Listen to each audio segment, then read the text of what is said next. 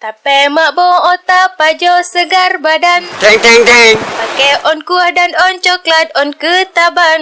Rago khusus cukup jio blodi naga. Tape mameh nagaran si menyo masam. Asai benga ponam subo jak barang.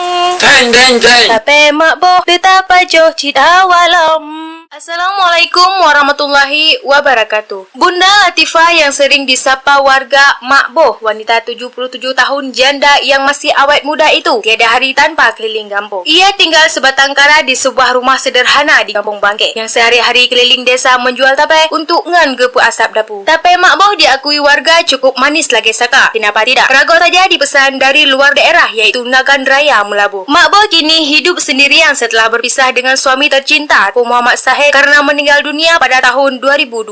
Hari-hari Maboeh yang humoris itu selalu menghabiskan waktu keliling kampung. Namun kadang-kala tape Maboeh belum sempat dibawa keliling sudah habis laris manis di rumah. Yang beli di rumah, kata ibu dua anak itu, pastinya dikasih bonus. Perjuangan Maboeh kadang-kala cukup menyedihkan. Ia harus jalan kaki hingga 4 km jaraknya, hingga ke belang dalam luar kecamatan. Namun ia tak pernah mengeluh dan ianya tak mau menumpangi kereta orang karena sayang langganannya menunggu sepanjang jalan. Maboeh juga pernah menerima pesanan tape hingga ke Manda Aceh melalui Ibu Asmiati, langganan tape Madein Maboeh. Sebenarnya tidak ada rahsia khusus dalam proses pembuatan tape. Sering mengatakan, menye pegat tape jet berangkaso, yang pegat rago payah tamita. Maboeh selalu menggunakan rago dari Nagan Raya. Biasanya dipesan sebulan sekali lam sabah talo 25 neg, sama dengan harga Rp25.000 lam sineg rago untuk si are bre. Bahan baku pembuatan tape Maboeh sama dengan tape lainnya menggunakan on kuah, on coklat dan on ketabang yang mudah didapat di semak-semak belakang rumah warga. Biasanya sepulang jual tape, Maboeh langsung jak rata lampu sohgok patna timoh bak kuah dalam uteran. Pernah suatu hari bak jamita on kuah nyaris diterkam babi hutan.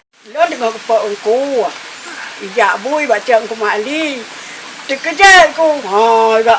Ilon. Proses pembuatan tape mudah, tapi tidak semua orang bisa berhasil menghasilkan tape yang manis. Biasanya Maboeh mulai pegat tape le sembayang asa, jok berhebit jampu dengan berlekat hea banding sa. Setelah dicuci bersih, tagun lagi tagun bu bak dapu kayak. Setelah masak, kemudian berdingin dalam tabak, lalu lawak ngerago dan lada yang kala rupa halus. Kemudian patai atau bungkus dengan ungkuh, kemudian pupram atau fermentasi 2 hari, siap dipasarkan. Tape Maboeh otak pajo segar badan. Teng teng teng. Pakai on kuah dan on coklat on ketaban.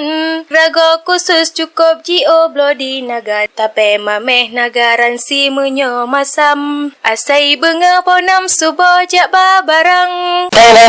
Tape Maboeh tetap pajo cita walam. Pegat tape fermentasi 2 malam. Lena tak ngot terus lamprut seumenan. Tape Maboeh gepa si bloh kabeh barang.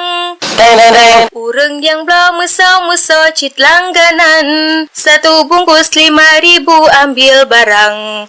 Yang hana peng tukangan berjit meutang.